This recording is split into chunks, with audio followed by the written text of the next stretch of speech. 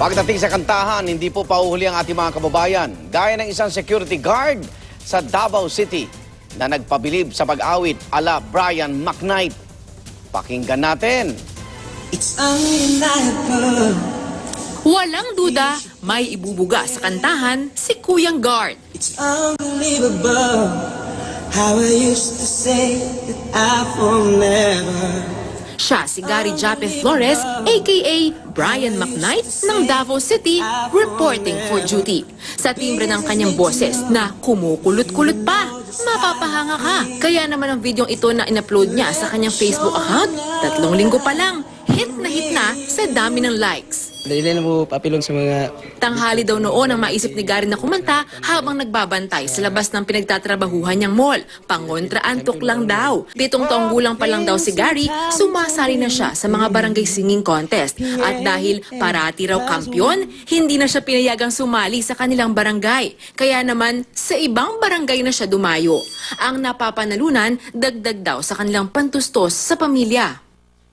Yeah, cause you're like a dream come true, too. Just wanna be with you. Proud naman ang mga kasamahan ng 28 taong gulang na si Q. Kung bibigyan daw ng chance na magkaroon ng singing career, sagot lang ng gwardyang single pa, why not? If ever I believe my work is done, then I started back at one. Mula naman sa Rosales, Pangasinan, presenting Teacher Michelle Victorio.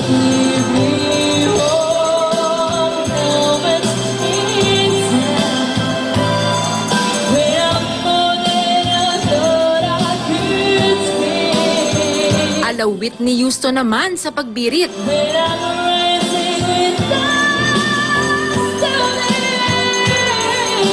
Tulad ng random girl na si Zendy Rose Tenerefe, nasa mo lang noon si Teacher Michelle nang ma-videohan habang siya'y kumakanta sa videoke.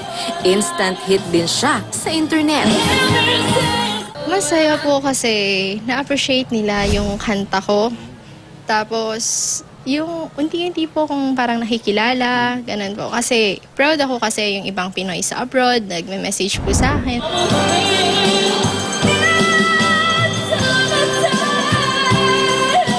Rida Reyes, GMA News.